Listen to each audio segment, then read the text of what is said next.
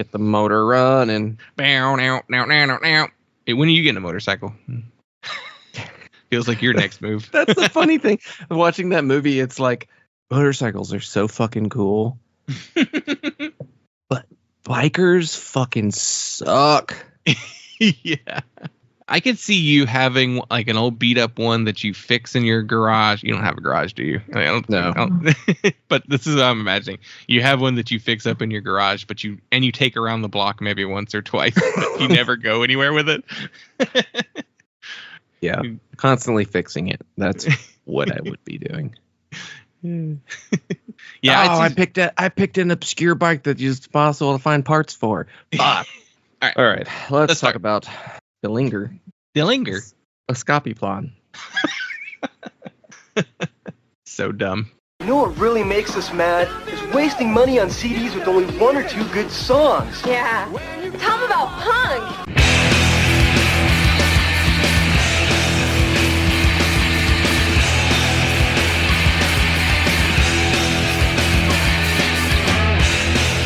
What's up, posers? Welcome to Punk Lotto Pod. I'm your co-host, Justin Hensley.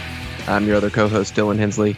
And this is the show where we choose 1 year at random and select one punk, hardcore, emo, or punk-adjacent album from that year to discuss. Patreon.com/punklautopod is where you go to get all of our weekly bonus audio. Last week, we did a Masterpunk Theater on the film What We Do Is Secret. The name of that movie is very hard for me to say because the title of the vampire movie and TV show has been supplanted it in popular culture. So it's very difficult for me to not say What We Do in the Shadows, because that is not the name of the movie. Yeah. Which, What We Do Is Secret is easier to say than What We Do in the Shadows. Yeah. It feels like an awkward phrase, but yeah, it's the more popular one, so it's what you remember. Yeah. That is the Shane West film about the germs. It's a little biopic film, and we had some fun talking about that one. I don't know that we had fun watching it, but you'll have to go check out the Patreon audio to see what we really thought about that movie. But you can kind of guess. Also, you can sign up for the $10 tier where you get to choose the album that we devote an entire episode to. We did one of those last week with our 7 Seconds episode, and we actually will be doing another one next week. So be on the lookout for that. Those are really fun. I really love doing those. And it kind of gives us different albums that we maybe wouldn't have chosen ourselves if it's just the two of us. And that's just a one-time $10 donation. And yeah, you pick whatever you want within reason, obviously. But caveats in there. Veto power is allowed. Yeah. But. Well, you know, it's not like we're going to keep your money and tell you no. Like, right. If we veto something, we'll just make you pick something else. Or if there's nothing else you want to talk about, I'll give you your $10 back. You know, like, yeah. Like, no, I only want you to talk about Screwdriver. Like, well, you should listen to our show before you give us $10. Yeah, maybe pitch me the idea before you actually send me the $10 if you've got a dubious selection there. If you're like, I want you to talk about Brand New. Well, I'm not going to do that. So Yeah, probably not. Yeah. Unless you want us to shit on it for the whole episode. But yeah, patreon.com/punklautopod. All that good stuff. So this week, it was your turn to be assigned the year. And I gave you the year 2007, which is a year that we have covered a handful of times in the past. And prior to this, on episode 259, we did the Bader Brains album, The Complete Unfinished Works of the Young Tigers. Then episode 193, we did Yeah Yeah Yeah's Is. We did that with Chad from the band Perennial, who just put out a brand new album earlier this month, and it fucking rules. So you should all check out Perennial. Yeah. I finally just listened to that record this week, and it's great. It's so fun. Yeah, I love them. They're one of the best rock bands in the world right now. So good. Then at episode 97, we did the fucking Wrath Season of Evil with Body Farm, who just put out a split record with the band Dry Socket, and it also fucking rips. Everyone go check that out. That is one of the best split albums I've heard in a very, very, very long time. And then back in episode 67, we did American Steel's Destroy Their Future, along with Trap Them's Seance Prime. I totally have no memory of the Trap Them EP. I know we did it, but I don't remember it. Yeah, it sounds like Trap Them. I think that was kind of our takeaway. It was like, yep, this sounds like Trap Them. It sounds fine while you're listening to it, but I don't remember anything else about it afterwards. Other than like a vague, like, I know what they sound like. Yeah, right. Like, you know what Trap Them sounds like. They sound like 7 other bands from that like same time period. I saw them live too. Like Tragedy. Kinda, yeah. They sound like Trash Talk. And then way back in episode 5, we did the Gaslight Anthem Sink or Swim along with The Main's The Way We Talk. the Main. Oh, man. That was one of the worst things we did early on. So yeah, 2007. We're in like a pretty widely... there's a lot of stuff to choose from in 2007. It's a pretty big year. And you sent me a list of your options. And before we get into the rest of 07, what were some records that you were strongly considering? So some of the records that I considered, I guess I was trying to think of what my thought process was, what my goal was for what kind of pick I wanted to make, because I was just thinking of stuff that we had done recently, because we just did the Gaslight Anthem again from 2008, you know, and we did like a metalcore record, you know, from this time period for my birthday spanking. Yeah.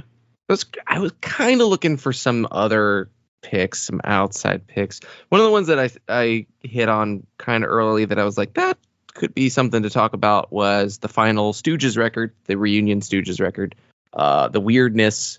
I just thought, there's no way this is good. It's an completely unnecessary reunion record. And I remember it coming out, but I don't remember if I ever listened to it. I did not. When you said that to me, I was like, what? Why? Like, I was very confused why you sent this as an option, because I was like, it's not a record we listened to. At least I didn't know that you ever listening to it. And it's not well regarded. It came out, way too late. Just like, I don't know. I was like, huh? Why this one? I just thought it'd be interesting. I don't know. I was curious to see how bad it was. I didn't end up sampling any of it, so I don't know. I still don't know. Yeah. I was just like, that could be interesting to talk about, because it's a way late bad reunion record from a classic band. And we've talked about one of the Stooges records in the past, and we've definitely talked about the Stooges and their classic stuff in the past. So I felt like an opportunity to look at, you know, something absolutely no one would pick, I guess. But I didn't get hung up on it too hard. I did consider The Fiancé by The Chariot, because it's one I remembered from the time I got it when it came out. I was way into The Chariot at the time. And it was kind of on my mind because we had talked about The Chariot on like a chart dive, and how their last 2 records, the Good Fight records that they did after they left Solid State, are like the ones that people love. And I was like, no, The Fiancé was the one. I think it was a bracketology we did. Yeah. We talked about like Long Live by The Chariot. That's what it was. Yeah. And yeah. So I just, I was like, that's a record I have not listened to in a long time that I think I might still enjoy. It was one I would have known from then. Like, I would have heard it when it came out, which was kind of where I was leaning. And one of the big reasons why I gave up on the Stooges one is, as I was looking through the charts, I was like, I kind of want to listen to something I listened to at the time, or like shortly after it came out. So one of the other ones I sent you was In Nothing We Trust by Ruben. Ruben was like a UK post-hardcore kind of alt-rocky band. I guess they're like a UK Glassjaw. Yeah, I mean, he name drops Glassjaw, specifically yeah. Worship and Tribute on that record. Yeah, they had a little bit in common with, like, they were interesting. They were like really big in the UK. Yeah. They were like shockingly big. Like, they were like so big that they would play shows under like a different identity, just, secret shows, like that kind of big, And like they had a little bit of like a Norma Jean going on. They had a little bit of like maybe some like My Chemical Romance, I feel like, is not that far off. A little Thrice in there too, maybe. Thrice, I could see, yeah. That record rules. That record is really good. They have 3 LPs, and that's my favorite of the 3. The first record is considered the better one. Race Car is Race Car Backwards. But I like all three of them. They're all good records. And yeah, the lead singer of that band, Jamie Lindman, went on to do a lot of solo material. He has way more solo records than Ruben ever had records. So, and he's probably, honestly, his solo stuff's probably more popular in the U.S. than Ruben ever was, which is interesting. Yeah. I just think there was just too much competition back then for the type of music that Ruben was doing. Yeah. And we didn't get very many UK bands. Yeah. Like Gallows were like the other one. Yeah. There's some similarities to Gallows too. Yeah. Same time period, same kind of scene, I think, too, in the UK. I love that record. That was the one I was like, ooh, that's my favorite. Out of the ones you chose, that was the one I was like, man, I want to do that one. I was pretty close on that one. I almost picked that one because I was like, it's a good record, and I think it's a record that probably will hold up really well, and I think it's a record that people should hear, and I think, it's very overlooked to a U.S. audience, but that also kind of was like, yeah, but it's also going to be an episode that people aren't going to go out of their way to listen to, and then we might just wind up with a bunch of people from the UK who are like, they don't know nothing. It's like, yeah, I know. That's what we're talking about. This band is almost unknown to the U.S. Like, we found out about them because you got our Rock Sound magazine with them on a comp. Yeah. Like, because Rock Sound, you could just like steal the comps off the covers. I actually bought the issue. I bought the issues that I had a couple of them of. That one I specifically bought because I was flipping. I remember reading that magazine and being like, this magazine's awesome. And it's talking about bands I don't know with bands I do know. So it was it was a cool magazine. I assume it's still in print. I don't know. I haven't been to a Barnes & Noble to look at the newsstand in a long time. When you quit working in a place, you don't want to go there anymore. So kind of ruined it. If Rock Sound still exists. I don't know if their magazine has as much distribution. Yeah. They were kind of like, a UK AP. Yeah, that's fair. AP and like Decibel kind of combined because they would do a lot of metal stuff that AP wouldn't do. Yeah. Yeah. And then what I ended up picking, I don't think I didn't send anything else. No, you just sent the 4. Yeah. It was just those 4. I may have seen some other stuff. We can look at the charts and see if there's other things that jump out that I briefly considered, but I don't. Those were the main ones. Yeah. Looking at 2007 on rateyourmusic.com on the punk charts for the year 2007, the number 1 and number 2 are the same fucking number 1 and number 2s that you see every single time they put out a record on this really weird website. One of the podcasts I listened to, Guys, a podcast about guys, he found Rate Your Music for the first time, like doing research not too long ago. And he was like, this website's really weird. And it's a great place to find real weird guys to read comments from. And yeah. You're right. That is exactly what this website's for. Yeah. But number 1, we got LCD Sound System, and number 2 is Arcade Fire. And number 3 is Arctic Monkeys. Oh, and number 4 is The National. So like the first 4 is just like, God, you all listen to the same shit. Why is this LCD Sound? Man, that's a birthday spanking if I've ever seen an LCD sound system. Yeah.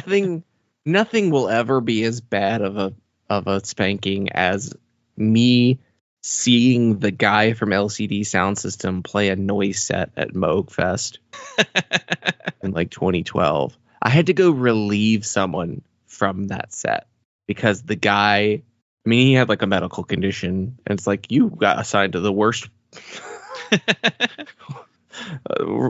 one you could. But it was after I graduated from college. I was helping with the music business program to do captures of mostly the like seminars that happened at Moog Fest, because it was a symposium. It'd be like seminars and music performance.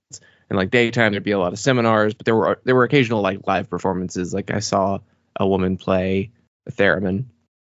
I like mixed her set while she played the theremin, and like but it was mostly like it was mostly seminars, just people talking about electronic music and the synthesizers and stuff. And one of the things that was happening during the day that they were assigned to record was the guy from LCD Sound System running like whatever, like a noise generator through like 40 Moog pedals, just like different filter pedals. and him just like patching different things, and it just sounded like just like a wall of cement mixer noises with a beat.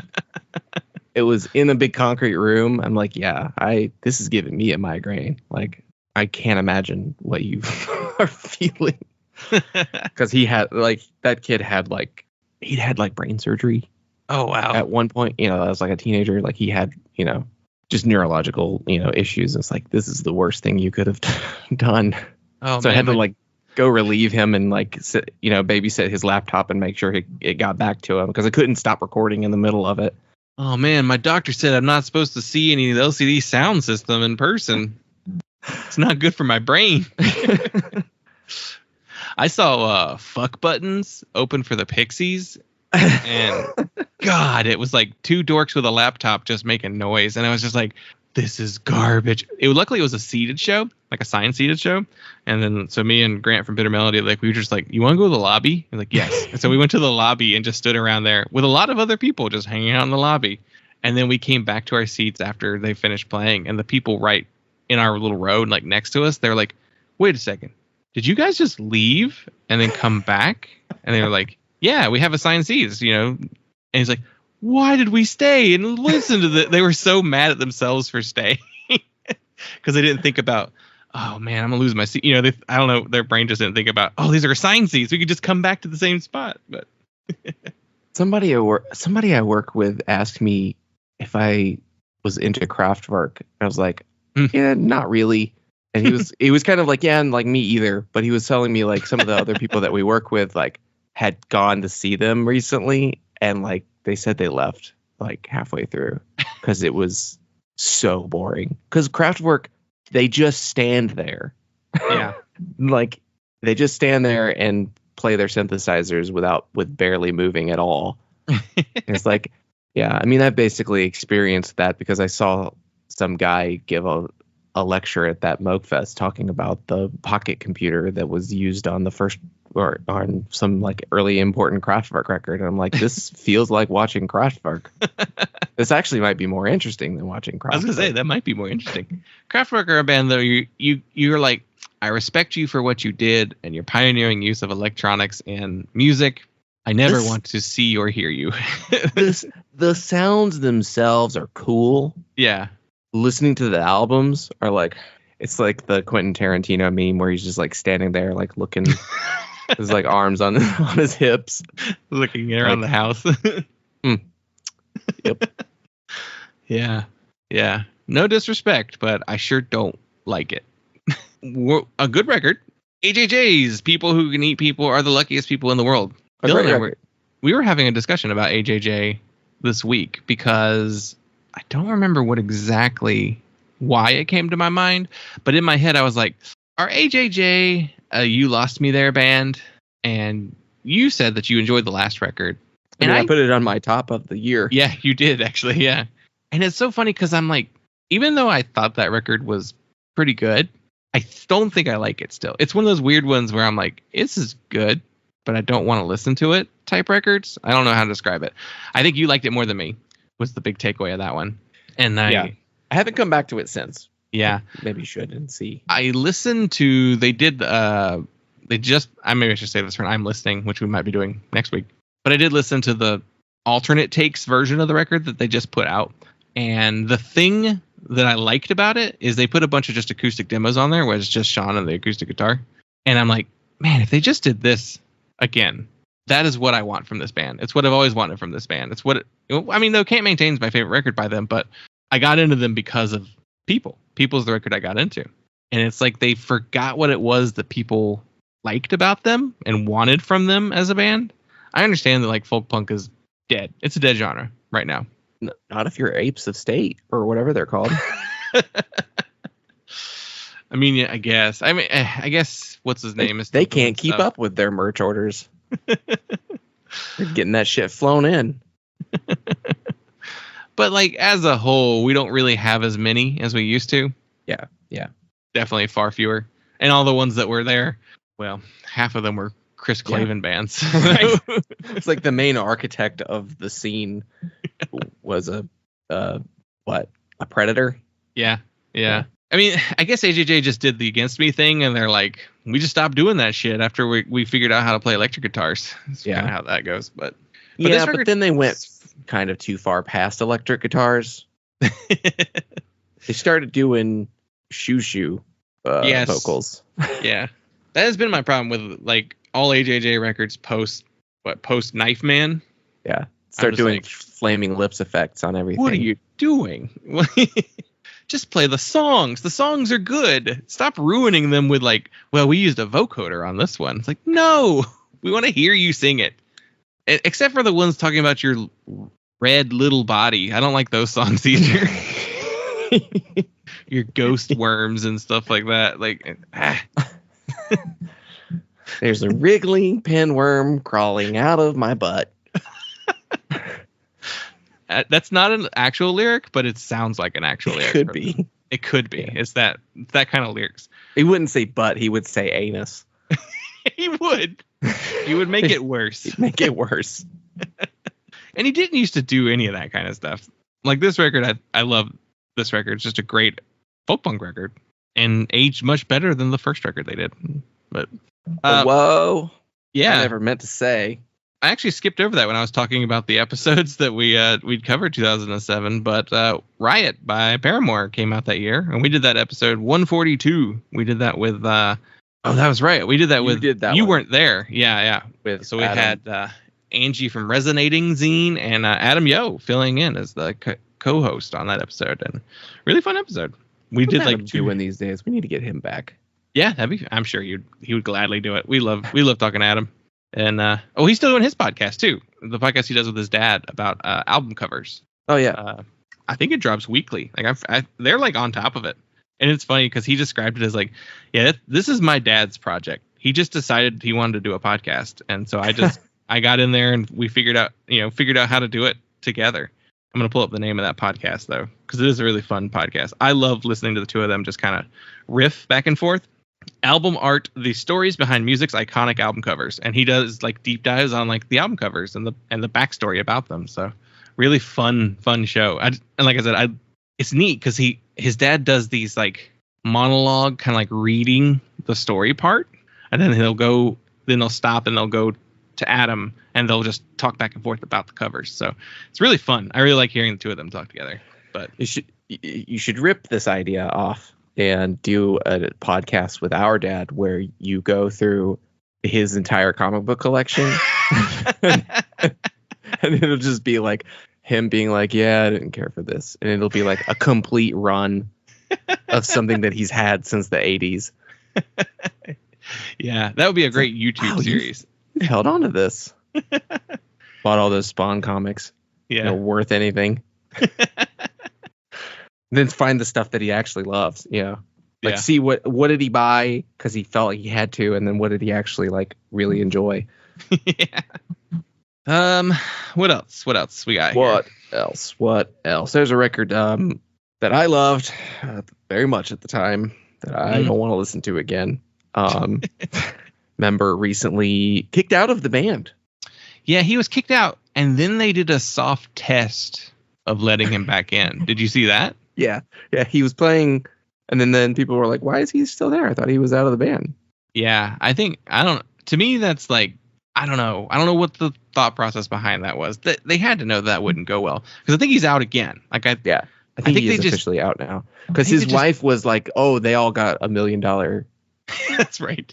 Pay raise, and we were trying to figure out, are the members of Between the Buried and Me making $1 million each? Yeah. Who was it? Who in the band was it? Is it Dusty? It's Dusty. Yeah, Dusty Waring. It's like, he's not even like the main guitar guy, right? Isn't it Paul is like the main guitar guy? Paul Wagoner? Like he's the songwriter? I mean, I don't know how the breakdown of writing goes. Paul was always the like lead guitarist. Yeah. But Dusty was in... He was in Glass Casket. Glass Casket too. Yeah. Ruined those records too. Yeah, Paul was the guy that came from Prayer for Cleansing. At first I was like, he better not fucking ruin Prayer for Cleansing, but like, oh nope, not that guy. He's not in that one. But I mean, also have not wanted to listen to this Between the Buried and Me record since before I found out about the accusations against a member of the band, because it's, what is it, an hour long prog metalcore record? Yeah.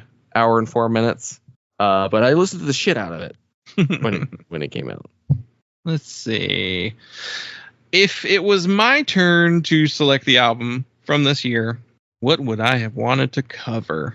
Avril Lavigne's The Best Damn Thing, obviously. What's on that record? Is that one? Girlfriend's not on that record, is it? Yeah, it is. Oh, it is Girlfriend. It is the one with Girlfriend. Oh, wow. A song I do not like. Hey. You. I don't like your girlfriend.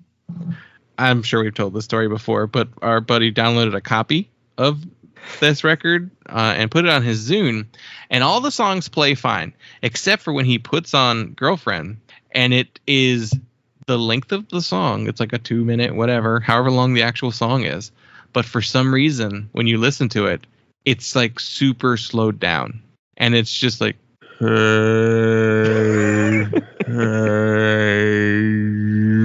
it's just the duration of the song, so it doesn't make any sense like why it did that. But I think he said he even tried it on his computer and it sounds normal on his computer, and he took the album off and put it back on and it still did this. There's something wrong with like the Zune and like that album that just refused to work right. But there's some bitrate conversion that's like, yeah, I wonder if there was like some DCM. Oh, maybe, yeah. On it, like just on that one song. Fucked it up. Yeah. Hey. Yeah, what would you actually pick? You know, I'm scrolling and I'm like, nope, don't want that, nope, do not want to talk about that. Man, is 2007 a good year? It probably is. It's probably actually a really good year, but like, there's enough really good stuff. Yeah. But overall, it's not one of the best years of the 2000s. Right. Chase This Light by Jimmy World. That's probably like the first one that I've come to where I'm like, that'd be a fun record to talk about. I would like to talk about one of those. I did own Super Taranta by Gogol Bordello, so I could very easily talk about that record. I would consider that one. I did see both of those, and briefly I was like, well, we could have been timely and done that Less Savvy Fav record, since they're doing reunion shows this year. Yeah, I've never listened to Less Savvy Fav in my entire life, even though I'm pretty sure they've been on comps that I owned. I guess Deliver Us by Darkest Hour, is that like the last good Darkest Hour record, or is that one even like not even that good? It's good. It's not as good as Undoing Ruin, but yeah, but Undoing Ruin isn't as good as Hidden Hands, right? And like I listened to the new one because the first singles that came out were like, they sounded very much like this era of Darkest Hour. I was like, that's so cool, they're back. And then like I listened to the record and I was like, this record's boring. I'm very bored with this record. So I was disappointed with that one. You might see that on my biggest disappointments of 2024 list at the end of the year. But we could do the Big Dirty by Every Time I Die. Big Dirty. I briefly considered that one too, but I was just like, is that one of the ones? I'm like, I don't know. I don't know what Every Time I Die might be one of those bands that actually like people love all of their records. That seems to be the case. I think it is the case. If you look at their ratings, especially on Rate Your Music, besides the very first one, they're all within like pretty close numbers to each other, with the exception of like Gutter Phenomenon. For some reason, people don't like that one as much. But yeah, they're pretty consistent. They're consistent across the board band. And I think they changed their sound up a little bit from record to record. They weren't like identical from album to album. So that was... Well, they've had enough member changes, I guess. Yeah. Including the one now where they don't exist. But there's like two new post Every Time I Die bands, like one fronted by Keith, right? And then one with the rest of them, fronted by somebody we're talking about today. Pinback's Autumn of the Seraphs is on here as well, and I did the Pinback Challengeography series and talked about that record.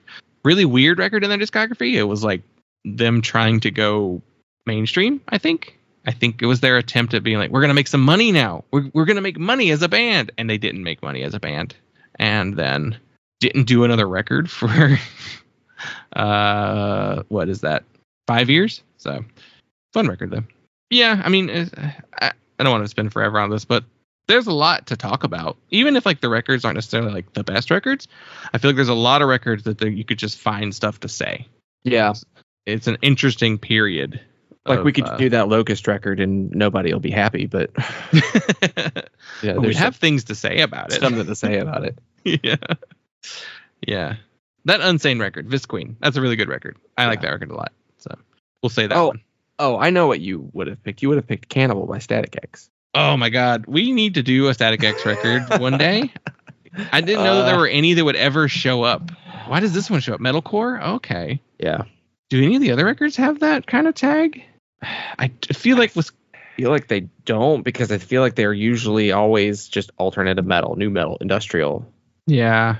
I feel like Shadow Zone could, but even then it doesn't. That one's all industrial, alternative. They have new metal as a main and a secondary genre on there. Yeah. So new metal, it's two. It's new metal, but with a substantial influence of new metal. Yeah. Yeah, so I guess according to the rules of our show and using the Rate Your Music charts, Cannibal would be the only one that would actually fall under that. I don't think it's very metalcore though. I've listened to that record. It's a weird record. I remember it sounding like a metalcore record. It sounds like a Static X record. It's also like the thinnest production from this time period. For some reason, between Start a War and Cult Static, this record is just like real thin sounding. I don't know why that happened the way it did, but yes, that would. I'm gonna do one day. I promise. All right, well, let's get into the rest of the show. So, I gave you the year 2007, and you selected Ire Works by the Dillinger Escape Plan. I sure did.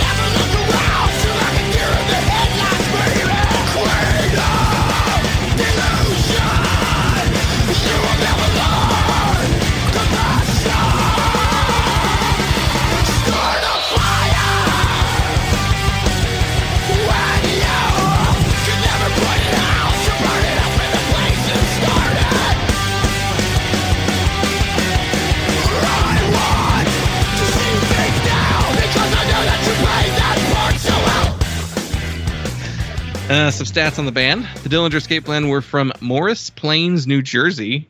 They formed in 1997, and this is the band's third full-length album. It was released November 13th, 2007 on Relapse Records. And the person on this record is Liam Wilson on bass, Benjamin Weinman on guitar, piano, sound design, and programming, Gil Sharon on drums, and Greg Puciato on vocals. I heard so many people say it wrong online that I went and looked up an actual video where he said his own name, and that was how he said it. And I was like, there it is. Okay, we're saying it that way. Puciato. The Italian pronunciation, unless I kept seeing like Puciato and Pucato, and it's just like way wrong. Puciato. That was a TikTok guy. I was like, man, people on TikTok can't read names. The record was produced by Benjamin Weinman and Steve Evitz.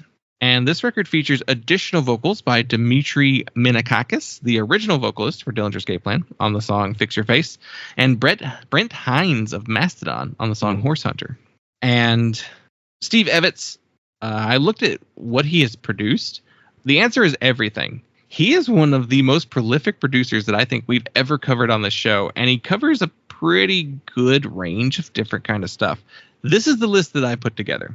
Lifetime, Dead Guy, Hatebreed, Snapcase, Ensign, By the Grace of God, Kid Dynamite, Buried Alive, 88 Finger Louie, Sepultura, Turmoil, Earth Crisis, The Cure, Saves the Day, Senses Fail, Story of the Year, He is Legend, and Every Time I Die. Wow. And way, way, way, way more stuff that I didn't include. Like, I was just like, who is this guy? Why has he produced every band's record ever? And no one really knows his name? Like, Steve Evitz. Not a name. He did the Sensefield record that we covered. Yeah. And like, I forgot his name between then and now. I don't know. Very interesting. He did Fixation on a Coworker. Like, huh? He also did Slither by Earth Crisis, which I thought was very funny. It's not his fault. They did that to themselves. He didn't make them do a new metal record.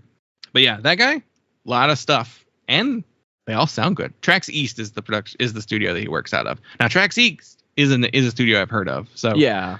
Maybe more than one person works out of there.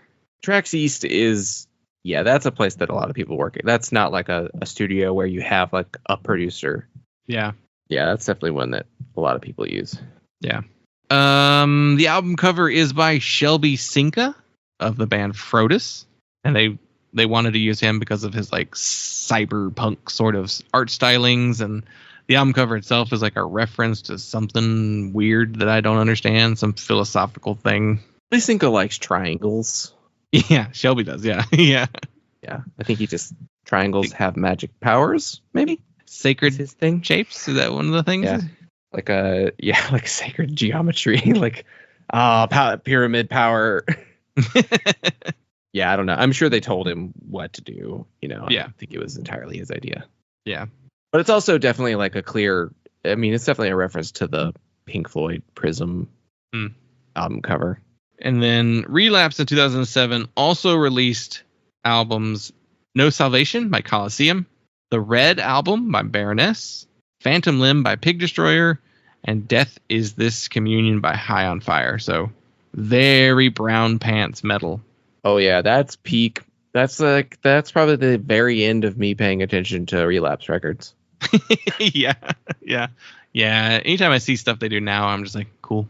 Like I very rarely like anything that Relapse does. Though I think they're doing the Coalesce reissues right now, so I'm on the like side again. But yeah, that was peak Relapse for us personally. But yeah. So before we get into the actual record and all that kind of good stuff, what made you choose this album for us to talk about? It jumped out to me looking at the charts immediately. I was like, that's an interesting direction to go. I got pretty into it when it came out. Mm-hmm. I remember listening to it. I remember downloading it when it came out, mostly because I knew that Shelby Cinca did the artwork. I think that was probably like the instigation. I was like, oh, Shelby Cinca did the artwork for the new Dillinger Escape Plan record. That's cool. I'll check that out. That never underestimate the power of like an artist doing a cover. Cause I've definitely checked out records because I was like, Chris from Page 99 did this. That's cool. I'll check it out. I may not like it, but I will check it out, So I was like, I like mathcore. I don't know. I'll check this out. Like I said, I was listening to, Between the Buried and Me and, all that kind of stuff around this time period. Like, it was in line of my interests, and I kind of knew a little bit about them. Like, I knew they were important. Mm-hmm. I would have maybe heard, like, a clip or something on a Barnes & Noble listening station. Yeah. We're always referencing, but this was definitely the time period of that. So I was interested, like I said, I was interested in talking about something that I would have heard at the time. That's kind of where I settled in terms of the direction I wanted to go for this episode. And I thought, this is a different direction from a lot of stuff that we talk about on the show, but it's not too far in a direction that I felt like we wouldn't have anything to say about it. Because I feel like with heavy stuff, it's really easy. Even if you like it, it's really easy to fall into just not really having much specific to say about it. It feels like with heavy stuff, it's like that riff is sick.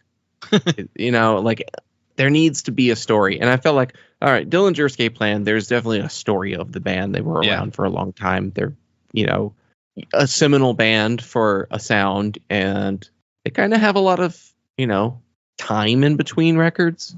So I figured there's enough to talk about. And also just, I remember what the record sounds like. I'm like, there's a substantial amount of different things that they do on this record that there's enough to get into and can actually kind of we don't have to go song by song, but there are at least like a few different categories of songs.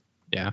Which I really remembered that distinctly about the record. I was like, that's the record with like really big diversions in what Dillinger Escape Plan sounds like. Mm-hmm. That was mostly my motivation. And I was just like, I bet it holds up. That was also kind of my thinking too. I was like, it's a record I haven't heard in a long time, but I bet it holds up.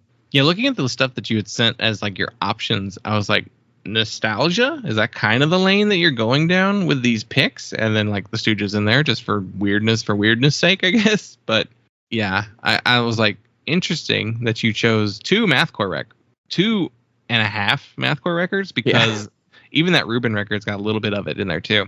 It's just funny that you were definitely in a certain mood for for this week's picks. Yeah, this was a band that we listened to at the time.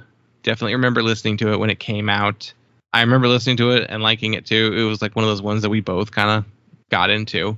I probably listened to it because you got into it, because I was like, oh, you're listening to that? All right, I'll check it out. And then wound up liking it too. And so this is like our only Dillinger Escape Plan period though, right? Like we didn't listen to them before this record. Like we'd heard stuff, but we didn't like listen to them. We knew who they were. We knew they were important. We knew they were well regarded. They're part of the Mount Rushmore of like mathcore. They're part of, it's them, Botch, Coalesce, and Converge are like the big ones. And they were always the one I feel like we listened to the least out of all of those, despite them probably being the most famous and well known out of all of those bands. Yeah, and it's funny because I think they are probably, Botch was extremely influential, but I feel like Dillinger Escape Plan maybe actually turned out more bands that imitated them than most of the other mathcore bands, because people cite Converge, but nobody sounds like Converge. When people like also like the bands who cite Converge as an influence, they don't play this kind of music either. They typically just do like the thrashy sound that Converge has. The Death Wish records really what everybody's doing is cursed when they say they're influenced by Converge. That's usually what they're really talking about, because nobody can like play like Converge. That's part of the problem. I guess they're like, we got a vocalist who's kind of like Jake Bannon, but again, nobody sounds like Jake Bannon either. And Coalesce was just also like, no one's that intense. No one can match. Well, Dillinger is a different kind of intense. Dillinger is also a band with just like a wild live show. Yeah, but it's Greg head walking. Yeah, I mean it's Greg running back and forth like a maniac on stage, which is different from the Coalesce. Coalesce is doing freakouts, like they're writhing on the ground freakouts. That's what Coalesce is doing. I feel like the guys who play instruments in Dillinger Escape Plan have to be a little in control to be able to play any of this stuff, especially your drummers. Yeah.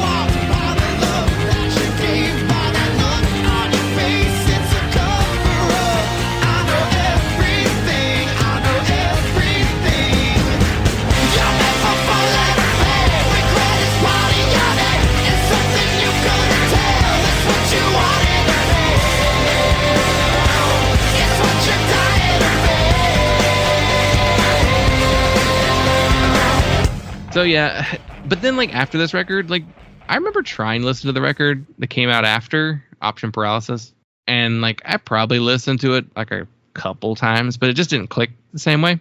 They waited a while too to do a record, but yeah, this is like the one record in their discography that like either one of us listened to with any regularity, and then I dropped off. Like this didn't stay in my rotation for super long after it came out. Like it was like maybe a year that I would put it on. Yeah, that was a funny thing, because I was into it, but it wasn't like, I don't feel like it was a burnout into it. No. Like, I definitely listened to it a lot, but I don't feel like I ever listened to it to the point of like, way overexposure. No, and then not really. Then it just kind of fell off. And I remember Option Paralysis coming out, and I barely checked it out. I feel like I maybe skimmed it. I feel like you gave that record more of a listen than I did. Doing my current tradition now, whenever we do an album, I've been doing the albums on either side of the record, doing a re-listen, and I put on Option Paralysis, and I was like, hey, I remember this opening riff. So I was like, well, clearly I listened to it enough to remember the opening, or maybe I just started it enough times that I remember the opening, but like maybe I didn't remember the rest of the record. I didn't even finish it on the replay, but yeah. So maybe I did try it. Maybe I gave it a bigger shot longer than you. And even then I was just not like, just not hooked beyond that. Yeah. It wasn't, oh, I don't like this. It was just like, Right. It's not bad. I didn't dislike it. It was just, maybe I was past this kind of stuff. I was definitely past this kind of stuff when that record came out, because during this era, 07, this is like end of us mostly listening to metal and hardcore, or like metalcore and stuff like that, and beginning to listen to mostly like punk stuff. Yeah. So this is like a transition period for us personally. So just like, yeah, I always say we used up our bandwidth for metal very young, and now we've yet to like. Only just now I'm starting to kind of like rebuild interest in listening to that kind of stuff again. But yeah. And I do remember, so I guess we'll just do all the retro stuff now. I remember watching them perform on Late Night with Conan O'Brien. Yeah. And it was great. Great set. They performed Black Bubblegum, the standout song on this record, for a couple reasons too, beyond just being a really fun song, but like very different from everything else on the record. They played it on Conan. Greg, being Greg, like he went up into the crowd. He had a wireless mic, so he got to like run free, climbing the steps. I rewatched it. In my memory, it was way crazier and way more like over the top and wild. And then I rewatched it, and I was like, oh, he just goes up the steps and then he turns around and comes back down the steps. So it's like, oh, that's not that weird. That's not. You're like you're conflating it with like the At the Drive-In. That one was where they're like wild, standing on his desk. Well, Greg goes and gets on Conan's desk too. Then Conan pulls out a glow stick out of nowhere, out of his pocket, and just starts like twisting it. It's like, where did that glow stick come from? Very weird. And then they go back to the stage, and like I think it's the other guitar player, the rhythm guitarist, who's not on this record, who he comes in after this record. He's like standing on he knocked his amp over and was like jumping on his amp, or his speaker, at least cabinet. Because I think, did Ben have like floppy hair? Like kind of longish, floppy, like half hawk kind of thing going on. I don't know who is who in the band besides Greg and whoever's behind the drum kit at the time. Most of the pictures I see have been, I think he's always had kind of short hair and a beard. But maybe at this time period he had, let me see if I can find a picture from 2007. Yeah, it's kind of tough. Maybe he's the one who's jumping on his. The other guy had like a weird like AFI haircut. No, I think Ben has always had short hair. Okay, so then he would have been the one who was jumping on the on his cabinet, laying flat on the ground. But he also did this weird, like, he would play guitar and then he would do like a quick, like, bring like the headstock like up, like real quick, real high up, real quick, just like kind of like how like they would like bands around the time would then like throw the guitar around their shoulder, like the show offy bands. He would like throw it up real quick like that, but like, not actually go the rotation. He was just like it was very intense, quick, like jutting the guitar up that he did on that set.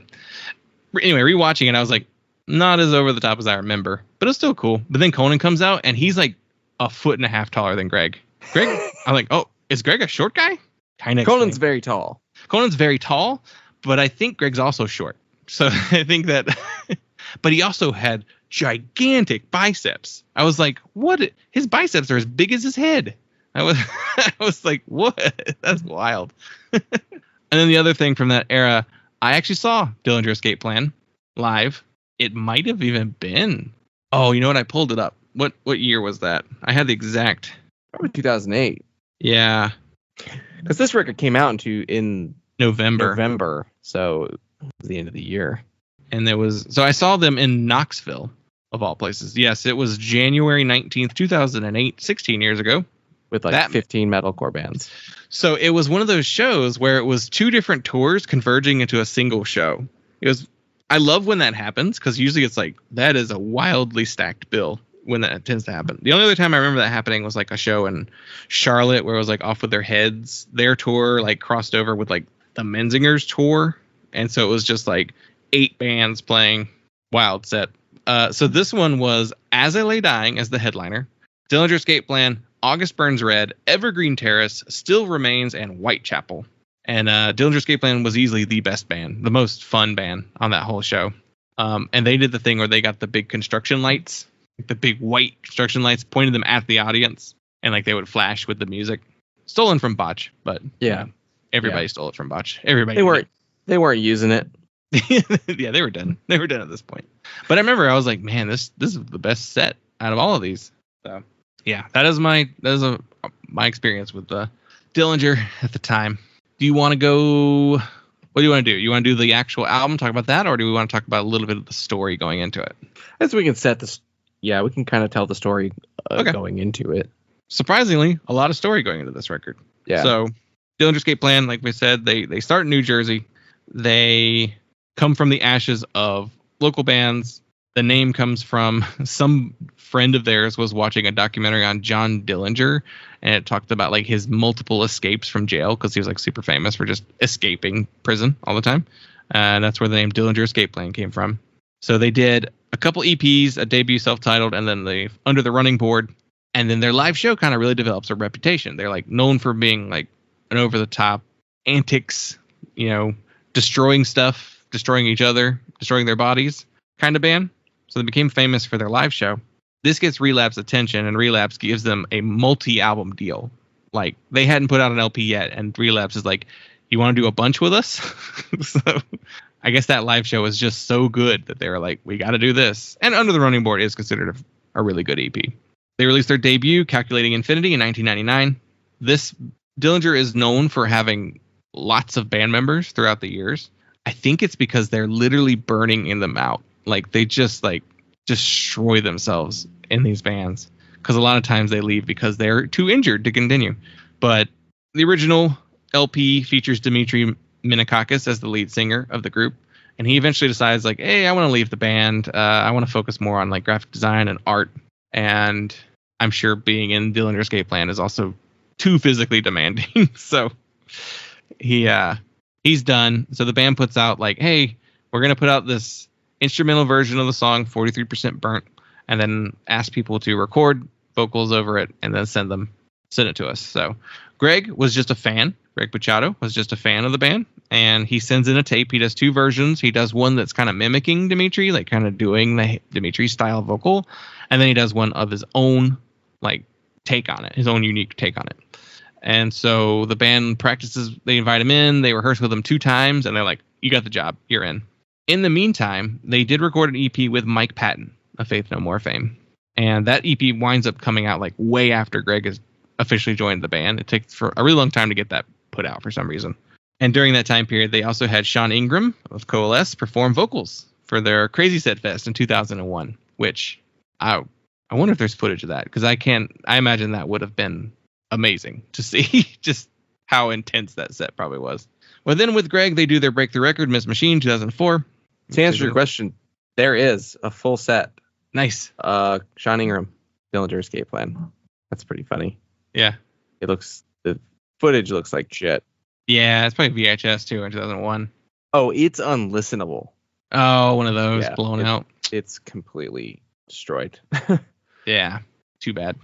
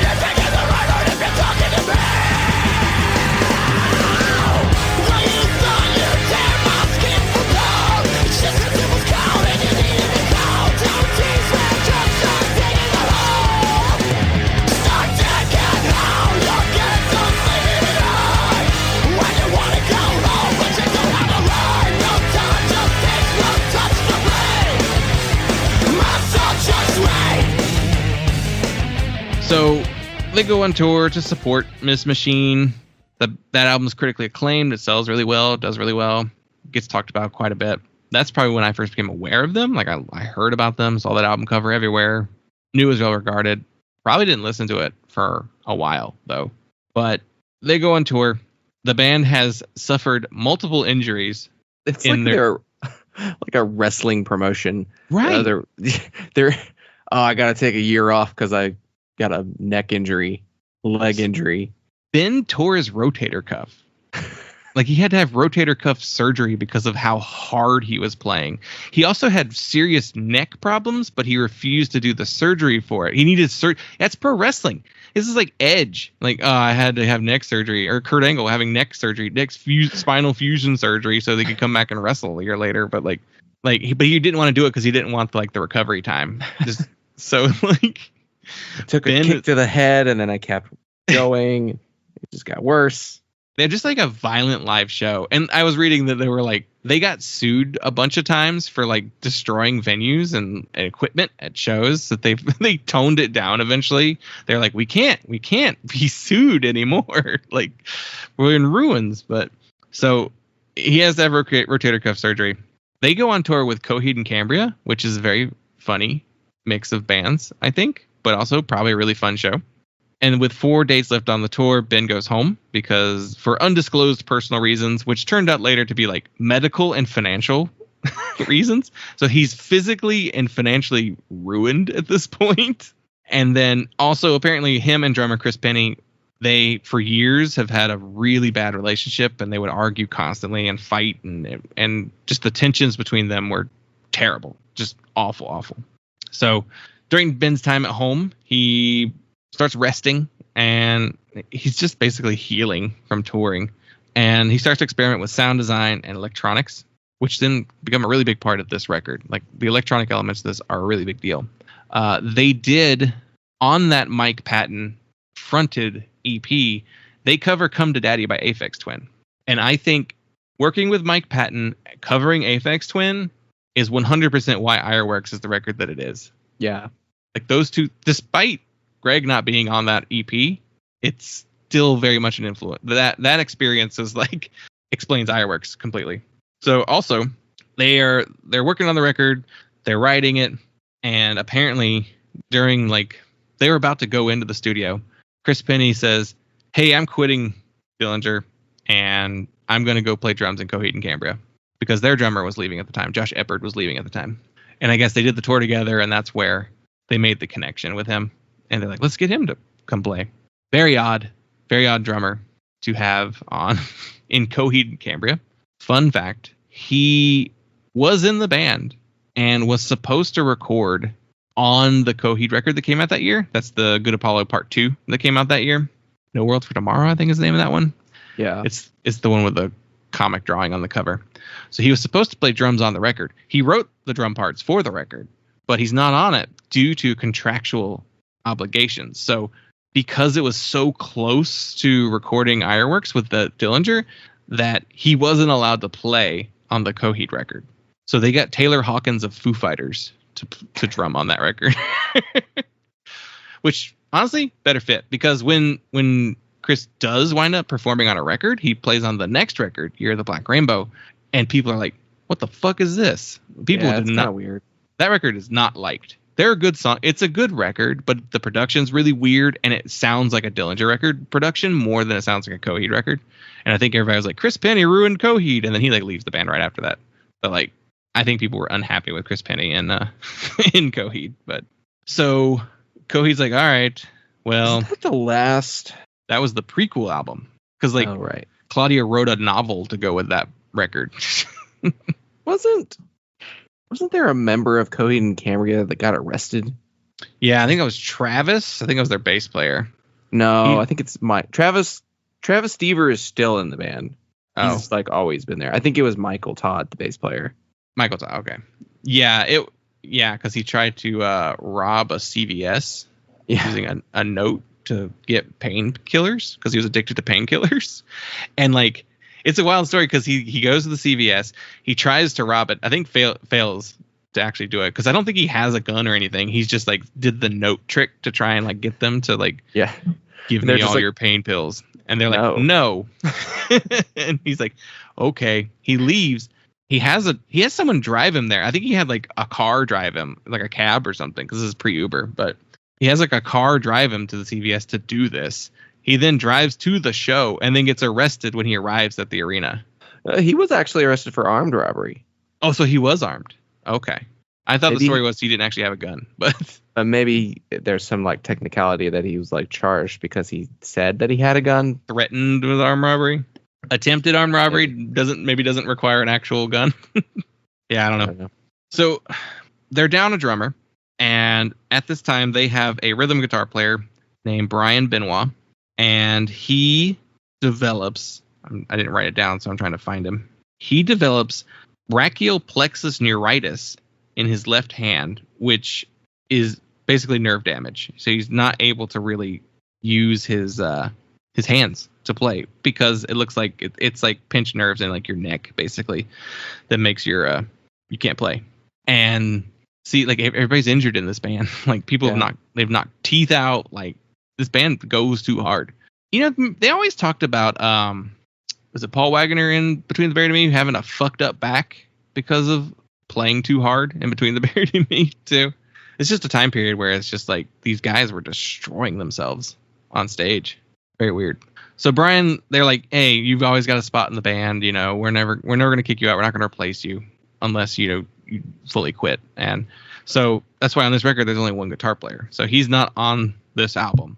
So this is a really weird record where they wind up trying to find a new drummer, very short notice. Like they were about to go in a studio, and they put out some feelers to see who they could get. At one point, they were considering Cynic founding drummer Sean Reinert to play with them.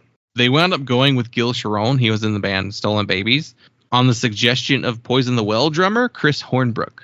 So the Poison the Well drummer is like, you should give this guy a try. He's been in a bunch of stuff. He went on to be in Marilyn Manson. Supposedly he was in the Fratellis. Huh. Yeah. So yeah, this is a strange record. This is the first record where Ben is the only guitarist on the album. It's like the only record, I think. He's the only guitarist on the album. This is the only record Gil Sharon is on. He winds up leaving after this record. And it's a weird experience going into it. But it winds up being like one of their most successful records. Like it hit number 142 on the Billboard 200. It was a critical and financial success. It's also their last record on Relapse Records. So it was the end of their contract. It's just like a weird set of circumstances to make this album come together. And it really works, I think. Like revisiting it, I've probably listened to it since 08, 09. I probably listened to it in this decade, maybe once or twice. But revisiting it, I was like, this record still holds up. What'd you think of it? I think it holds up. I think it's a good record. So I really got into it then. I got super into it in like 2007, 2008, and listened to it a bunch in like that year. And then like after that, I kind of moved past it. I just moved my taste moved in different directions and got obsessed with other things. But it was definitely not one that I felt like, I don't think I ever got to a point where I'm like, I don't like this record anymore. It was just like, I don't feel like listening to it. It just fell out of my attention. I think if anything, it mostly fell out because of its category of just being like, I'm not listening to a bunch of Norma Jean. I'm not listening to a bunch of Between the Buried and Me. I'm not listening to the number 12 Looks Like You, yeah. All the time. Like I'm just like kind of steadily losing interest in those mathy technical bands. Mostly just being like, oh, I'm super into Converge. I'm super into Coalesce. I'm into those like much more raw bands. And then also like, yeah, the Brown Pants metal, much less interest in Mastodon and Isis and all of that other stuff and Baroness and stuff that we were listening to, the kind of Relapse bands that we would have been listening to, as time goes on, just not as interested in that stuff and kind of just fell out of habit, didn't become something that I continuously reached for. And I didn't really expand. So like I got really into this record, but I didn't branch out from it in the Dillinger Escape Plan discography at the time. I didn't really get into Miss Machine. Then when the next record came out, I didn't really give it much of a try because I was just a lot less interested in that kind of stuff. So they just didn't become a band that I like was super into. I have revisited, I've probably heard Miss Machine since then, and I've revisited Calculating Infinity in recent years, and like that's a really good record. I think that's a really good album. I can definitely see its influence on tons of bands. But I haven't listened to this record in a long time. Man, I bet I haven't listened to this record since I was in college. Wow. I want to say, yeah, I may have thrown it on like once a year the entire time I was in college, or had songs come up on shuffle. But then once I graduated college, I was like, I'm done. Never come back. Haven't come back to it since. I've maybe heard a song since then. So it's really interesting to revisit this record because it's still extremely familiar to me, which I guess shows how much I listened to it then. But even still, like I said, I don't feel like I listened to it that intensely then. I think it really is it's just a really memorable record. Like that, 15 years later, I still remember a lot of it, like really distinctly. Remember words to songs and like kind of know what to anticipate in a lot of sections. Being like, oh yeah, it's gonna go into this part, which is, I guess I say that, but that is kind of an issue with Dillinger Escape Plan that I have had, is like it is very much that diggity diggity diggity diggity diggity stop start kind of riffing that I'm like, wow, how do you remember how to play this? I can't really keep track of what you're doing. Yeah, that is like, I think that's why I never got into Dillinger the way I got into the rest of the Four Horsemen of the Mathcocalypse. Which horsemen are Dillinger Escape Plan? Who's the most technical of the? I guess, okay. What are the Four Horsemen? Pestilence, Death. I meant the wrestling stable. I was like Arn Anderson, Ric Flair. Who's the most technical wrestler of the group? I guess it depends on which version of the Horsemen we're looking at here. It's not. They're not the Enforcer. They're not Arn. It could be Tully. Could be Tully. Who else? Who's the others? I'm trying to think. I guess if you're counting like, I guess Rick is technically the most technical. The 15 years of Four Horsemen, like there's a lot of different people. Yeah, I guess Dean Malenko was a horseman at one point. Yeah, right. Yeah, Chris Benoit, was one too. If you're using the entire one, then yeah, Dean Malenko. That's the technical. He's the technical wizard of the whole Four Horsemen. Dillinger Escape Plan are the Dean Malenko of mathcore. Yeah, honestly, man of 1,000 holds. Yeah, very much.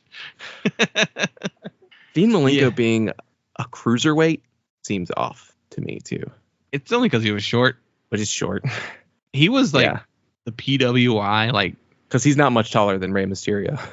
He was like the wrestler of the year one year from PWI magazine, at a period where like someone like that is never the number one wrestler. So it was like a very odd year. Like it's like between like Hulk Hogan and Sting, that kind of thing. Like Dean Malenko, I think it's because he was doing some stuff in Japan at the time. That was what got him that. Yeah. Yeah. Dean Malenko, great technical wrestler. Love him. Oh yeah. Yeah. This record, what probably helped it become something, the one record that I really bonded with by Dillinger Escape Plan is that it is not as technical. Yeah. There's much more emphasis on sound design and songcraft, and it's not just the sound of a hard drive of a CD burner.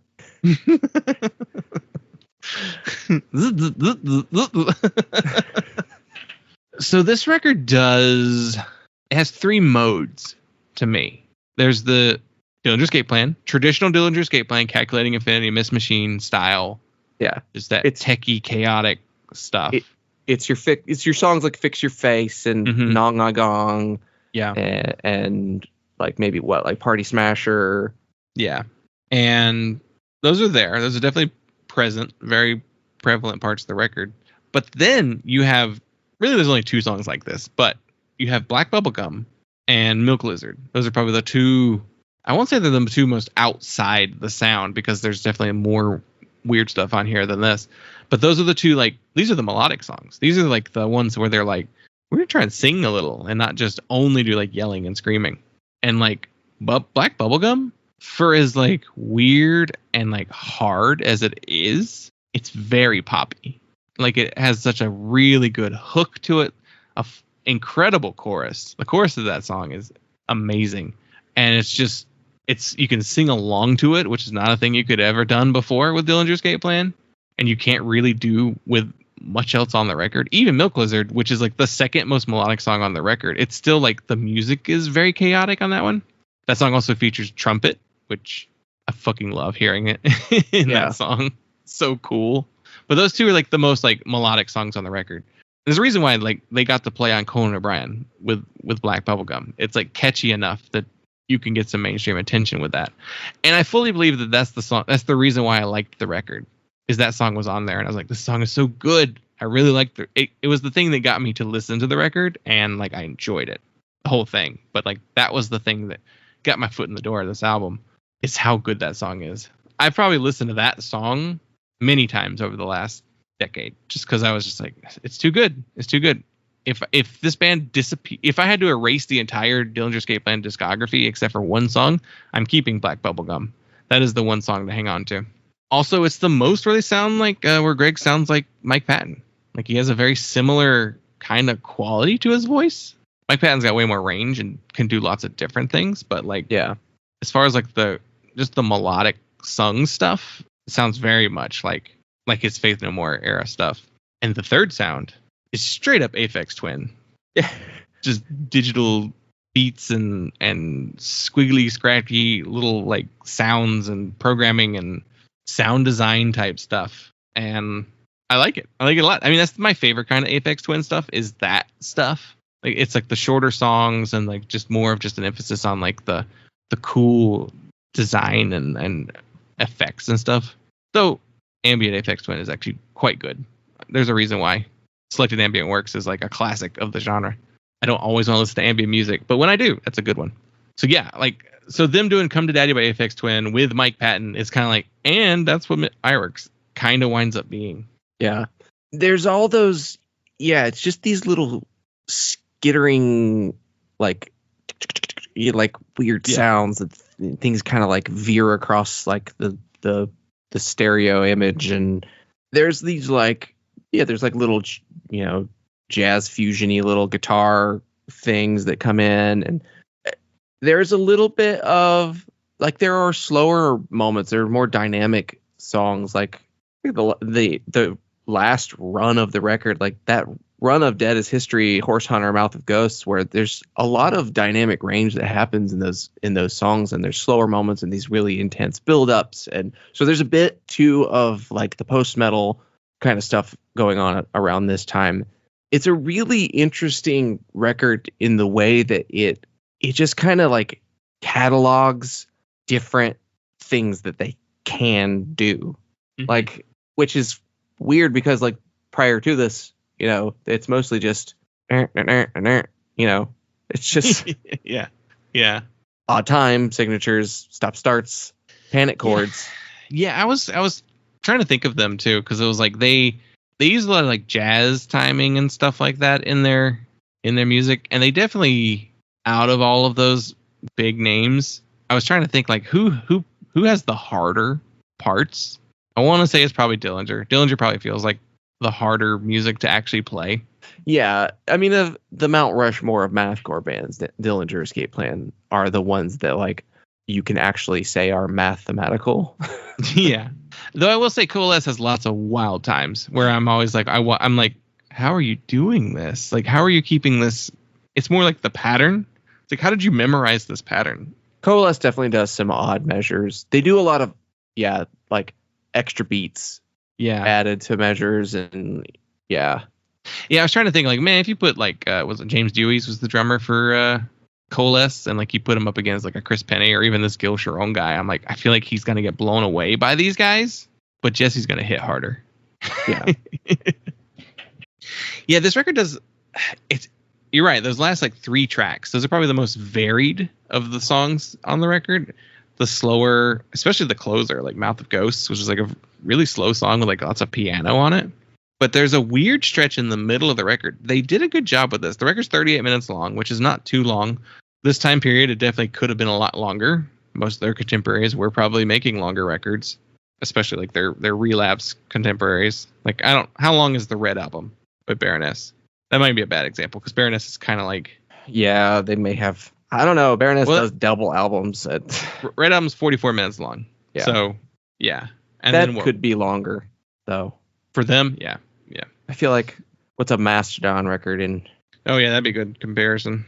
Leviathan's 46 minutes. What is, like... Crack the Sky is 50 minutes, and then Blood Mountain is, like, also 50 minutes. So, yeah. But, so for this record, like, after under they 40 do... is under 40. After Black Bubblegum, between Black Bubblegum and Milk Lizard, the longest song is 2 minutes and 10 seconds.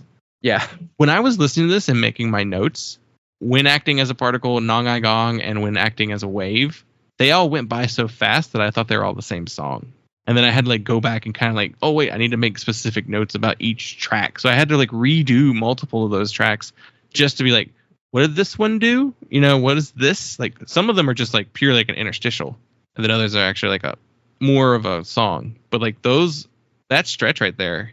Well, the Acting as a Particle and the Acting as a Wave are like, they're kind of the instrumental skip tracks. But they're not skip tracks. Like, I think they are interesting. Like, do interesting things. They're like, they're already kind of, you know, kind of avant-garde, little weird things. And they're short, and they're super, like, they're short, and they don't have the potential to be that annoying. And they build into and out of. Yeah. That was why I was like, tricked by all those tracks, because they blend into each other so well that I was like, oh, okay, these are like, this is an intro to a song, where it's like, no, that's the whole track. The next part is its own song, you know. I imagine if they play any of those live, they do play them kind of like run together as a string. I don't know if they do. I don't know what their live set consisted of this time period, but because When Acting as a Particle, it builds up to a much harder hitting riff at the end, and then When Acting as a Wave starts with like a riff, and you think it's going to be a full song, but then it just kind of like dismantles and, you know, falls apart as it goes. So yeah, it was definitely a very careful sequencing of, and I think the whole record has good sequencing. Like, you have kind of Fix Your Face and Lurch and more of what you expect from Dillinger Escape Plan, and they hit you with Black Bubblegum, and they do the thing where track 3 is like a different song, but it's like, what a song.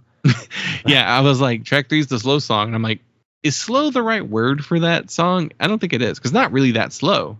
It's slower, I guess, than those two, but yeah, it's soaring and anthemic and powerful and totally and super catchy and different. Like, it's a great song. It's one of the best songs on the record. Yeah, it's sequenced really well, and they did a good job of like by putting the slower, more like, what'd you describe those songs as? More just kind of like post metal, post rock influenced songs at the end instead of like in the middle. You're not killing any momentum on the record. Mm-hmm. You're maintaining, and in fact, by putting them kind of the way they did, they build well. You know. Yeah, because it's a big satisfying ending. Yeah, for the record. Yeah, it makes the whole album feel bigger and longer than it is without making it feel tiring too. Mm-hmm. Yeah, the closer's Mouth of Ghosts, and it's like a 6 minute and 49 second song, so it's almost 7 minutes long. But like, it feels like an album closer. Like, an album closer to me is like, it's allowed to be the longest song on a record, just because if it's doing its job right, and like it's giving the album like a sense of finality and just like a denouement, even, you know, just like something to go out on. I have no problem with it being the longest song on a record, you know. Sometimes it's just a long song and you're like, why is it so long? Just within the record already. But no, I didn't feel like that had enough different moving parts to it that it works really well. Like, it's a slower song, but it's not like a soft song by any means. Yeah, sequencing is excellent on this record. I don't know if that was the band's decision or like the producer they worked with or the label or what, but yeah, it was smart way to do this record. And it ends on a really hooky chorus too. Like, It builds instrumentally on the last track for a while, and then the vocals come in and they're really distant, and then they get closer, more and more up front, and it's like it's a big chorus. It's like a Black Bubblegum chorus. Mm-hmm. It's a good record. It's a really good record. I was surprised a little bit. I remembered it as being a good record. I remembered really liking it. I was not 100. I had a feeling it would hold up. I wasn't 100% sure. I think I probably expected it to have more of the like Miss Machine technical Dillinger stuff than actually is on the record. Yeah, it's not as much of that as you think. And really, like, a lot of songs is not even the whole song. It's just like a part of the song will do that more techie, mathcore stuff. But then like they'll go into like, that's when they go into like the weird like electronic stuff, or they go into like the softer like piano parts. Like, yeah. I did the thing. I listened to Miss Machine and I listened to Option Paralysis. I didn't finish Option Paralysis, but I started it. And Miss Machine is good. It's really good for the genre and the style. Like I really like it. I see why it became as big as it did. And then Option Paralysis is like, it's mostly in their style. Like I said, I didn't finish the whole record, but they are trying to go a little bit more melodic within that style. I don't feel like there's any Black Bubblegums on that record though. Ire Works is their best, I think. It's not the critical consensus. If you use the usual rate your music, to see what each album is rated, this is actually like kind of in the middle.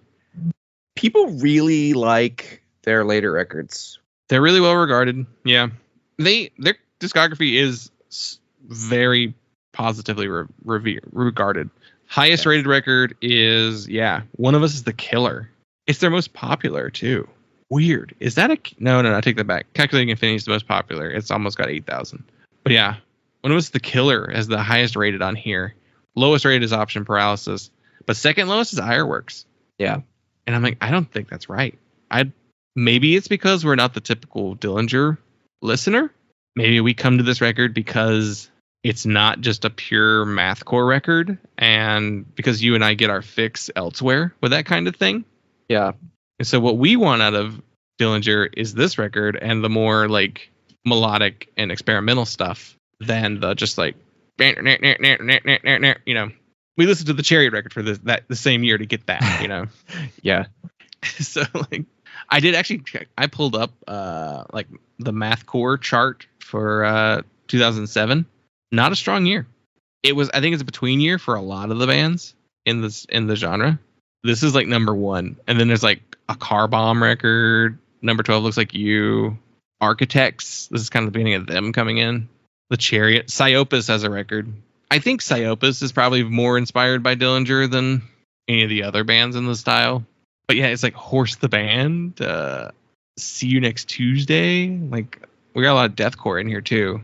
Yeah, it's not a year like nobody else. Ruben's on here. The Bled are even on here. Yeah, it's just like not a huge year for the sound. I mean, this being like one of the biggest records, very well regarded too. Like top albums in Revolver, Kerrang, and Decibel. Like it's either between number 1, 2, and 3 on each of those magazines. One of the lists, it's number 2, and then like number 1's Red Album, and number 3 is the High on Fire record. And I was like, so you were bought by Relapse Records to put their records in the top 3 that year? Yeah. Yeah. So it's not their most popular or their best regarded record, but I think I like it the best. I enjoy it the most out of everything I heard. So they released 3 more records: Option Paralysis in 2010, One of Us is the Killer in 2013, and Disassociation in 2016. And then the band winds up calling it a day in 2017, playing their last show until 3 weeks ago, as of this recording. Dillinger Escape Plan have reunited, and they played No Values Fest, whatever that thing was called. And they are fronted by Dimitri. Yeah. Now I saw that. I was like, weird. Like, I get it. Calculating Infinity was like, I guess it's the record, right? Like, that's the one where you're like, oh, you never heard this band? Let me play you 43% Burnt. Like, that's what you play. So I guess it's neat. It's neat that they got Dimitri back, but like, does Dimitri do Greg's songs? Yeah. Dimitri only has like that first LP and like a handful of EPs, like the 2 EPs. So like, what is the Dimitri set? Is that why Jello Biafra came out and they did California Uber Alice?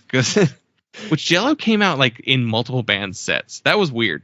where everybody's like, Jello, you want to come do our set? Come play in our set too? But yeah, it's odd. It's odd to have Dimitri be the one that you bring the band back.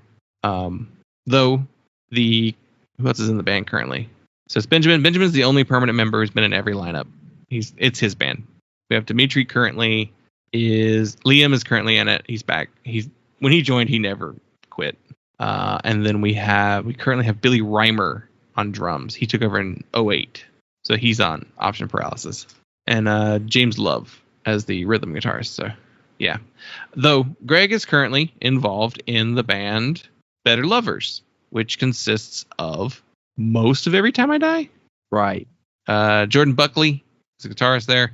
So weird that Keith and Jordan don't get along. But also Clayton Hollyoak, he was the drummer at the very end of Every Time I Die. Steve Misch, he was the bass player. And then Will Putney, is he in he may be the non. Yeah, he was not in Every Time I Die. He was in like Fit for an Autopsy. And yeah, mainly. So yeah, he's currently involved in that group. And he had some other stuff too. Black Queen, Kill or Be Killed. But yeah. So yeah, that's Dillinger Escape Plan.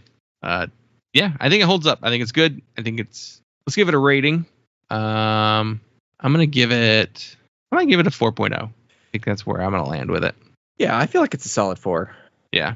I'm not sure how much I'd reach for it now, but I was really happy to revisit it. I think it surpassed expectations on revisiting it. Yeah. I was definitely surprised at how good it was. Still, how much I still enjoyed it, because I could see myself being like, it could have been that kind of record. Where I was like, there's some cool stuff, but overall the record's grating or too long or something like that. But no, it's enough variety on here that it really still works all these years later. Do you remember? It could have very easily been like, well, I like Black Bubblegum, but yeah. Everything else. But do you remember going to the Untouchables pizza place, the shitty pizza place near our parents, and we went and we must have gone to get lunch. I don't know, we would usually only ever go there for lunch, go to the buffet. We went there and they had one of those. They had like a Touch Tunes not karaoke, but jukebox. Yeah. And playing Black Bubblegum on the jukebox there. I didn't, but now you saying that, like, wow, I kind of remember that now. Yeah. I just remember us like going up to it and like just like he.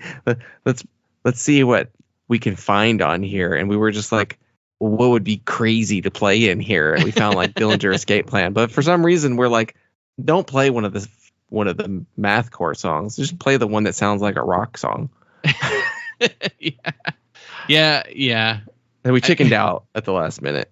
Well, we don't want to like ruin people's lunches. They're gonna come turn it off. But that was, I think, the thing. I was like, you want to pick a song that's not gonna get cut off, because they can't cut them off. There was like a bar in Hickory that had one of those Touch Tunes things, and if you played something obnoxious or like annoying or something that just nobody wanted to hear, they had like a pedal behind the bar that they could just hit and it would just kill it and go on to the next song. So you had to be like, I don't want to waste my money, Yeah. I want to get my play in at least. Yeah, I completely forgot about that. But yeah, that's probably like the only time we ever did it too. We ever paid for a song there. It's also like probably mostly empty. Yeah. There would have been maybe 2 other tables in there. Yeah. And the staff. Yeah. Who was like always the same people. Mm-hmm. Probably still is some of the same people. No, I've been there recently. Actually, I got some stuff to go for like Father's Day and something else, Mother's Day too, even. And yeah, gone in there, different people, but they're the same kind of people. You know what I mean? You're like you're not the same person, but you're the same type of person that was here. This is the same font. The same like teen to early 20s female servers in a rural area. Yeah. You know exactly the type. They all work there. Everybody's got their hair in a bun on top of their head. Yeah. So yeah, I think that will do it for this week, unless you have anything else. I think that's it. Yeah. Good pick. Could have gone either way, honestly. But it worked out. It was a good one. Well, thank you everyone for listening, and you can follow us on all forms of social media at punklautopod. Punklautopod@gmail.com is our email, and you can call our voicemail line, leave us a message at 82. Nope, that's not right. And about to give out my personal phone number on the 202-688-punk. They go to my phone.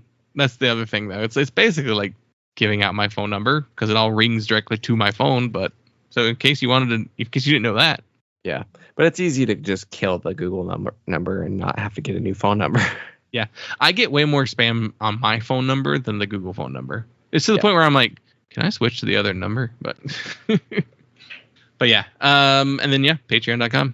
We have a Redbubble store too. In case you want to get some merch with our logo on it, or Wake Up Posers coffee mug, that's still out there too.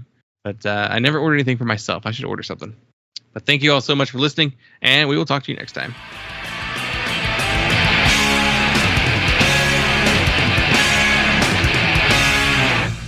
To order Punk, call the number on your screen. Rush delivery is available. Remember, this special offer is not sold in stores.